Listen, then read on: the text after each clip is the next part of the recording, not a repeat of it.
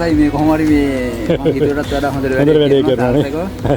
මේ අපි බලමු ඉතින් ඉදිරියටත් මේ මොනවා හරි ඉතින් එන විදිහකට තව මේකේ ෆිනාන්ස් එකේම දාන ඉවරලා. දෙයිනේ කියලා තව එකකට අපි යමු.